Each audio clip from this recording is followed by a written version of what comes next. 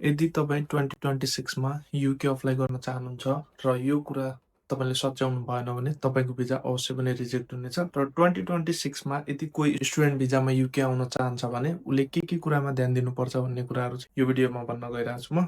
So भिडियोलाई अन्तिमसम्म हेर्नु होला। जब स्टुडेन्टले युके को लागि अप्लाई गर्छ उनीहरूले चाहिँ जस्ट युनिभर्सिटीबाट कज आइदियो भने हुन्थ्यो जस्तो लाग्छ होइन। त्यसपछि आफूसँग ब्याङ्क ब्यालेन्सहरू ब्याङ्क डकुमेन्टहरू छ भने चाहिँ भिजा लाग्छ भन्ने स्योर सोच्छन् र एजेन्टहरूले नि यही कुराहरूमा माइन्ड सेट गरिदिएको हुन्छ। तर रियालिटीमा त्यो सब होइन। रियालिटीमा चाहिँ तपाईँको टाइमिङ, रुल, त्यसपछि फर्मेटहरू चाहिँ म्याटर गर्छ भिजाको लागि। र सबैभन्दा ठुलो रिजन भिजा रिफ्युजलको लागि के हुन्छ भने मेन्टेनेन्स फन्ड चाहिँ राम्रोसँग फर्मेटमा सो गरेको हुँदैन। भन्नाले कसैलाई युकेमा आउँदाखेरि लन्डनमा के मेन्टेनेन्स खर्च चाहिन्छ, लन्डनभन्दा बाहिर आउँदा चाहिँ के मेन्टेनेन्स खर्च चाहिन्छ, यसको बारेमा आइडिया हुँदैन। जो चाहिँ कन्सल्टेन्सीले भन्यो त्यही कुराहरूमा विश्वास गरेर हुन्छ र त्यही कुराहरूमा प्रिपेयर गरेर हुन्छ। र यो मेन्टेनेन्स फन्ड भनेको के हो भनेर बुझ्नु पर्दा चाहिँ it's your living cost in the UK.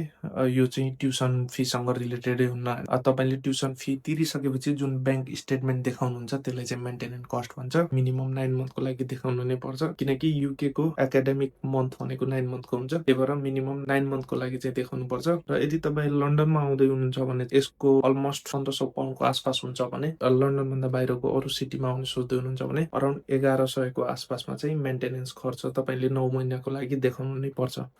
र अर्को मेन गल्ती चाहिँ हामी कहाँनिर गरिदिन्छौँ भने हामीसँग ब्याङ्कमा पैसा भएर मात्र हुँदैन। ब्याङ्कमा पैसा भइसकेपछि त्यसलाई कन्टिन्यू 28 डेजको लागि होल्ड गरेको हुनुपर्छ। मान्नुहोस् तपाईँले वैशाख 1 गते चाहिँ ब्याङ्कमा पैसा डिपोजिट गर्नुभयो र त्यसको 28 गतेसम्म चाहिँ तपाईँले न त निकाल्न पाउनुहुन्छ न त केही चलाउन पाउनुहुन्छ। मिनिमम पनि 28 दिनसम्मको चाहिँ तपाईँले पैसा होल्ड गरेको देखाउनु पर्छ। स्ट्यान्डर्ड डेज भनेको चाहिँ 38 डेज मान्ने गर्छ। त्यही भएर 38 डेजसम्म चाहिँ तपाईँले ब्याङ्कमा पैसा होल्ड भएको चाहिँ देखाउनु पर्छ। त्यसलाई चाहिँ पर्फेक्ट फर्मेट मानिन्छ। नाउ अर्को बिगेस्ट क्वेसन चाहिँ के हुन्छ भने डिपेन्डेन्ट लिन मिल्छ कि नै भन्ने कुराहरू हो। यो सबैलाई थाहा भइसकेको हो। 1 जनवरी 2024 बाट यो सबै कुराहरू बन्द भइसकेको छ।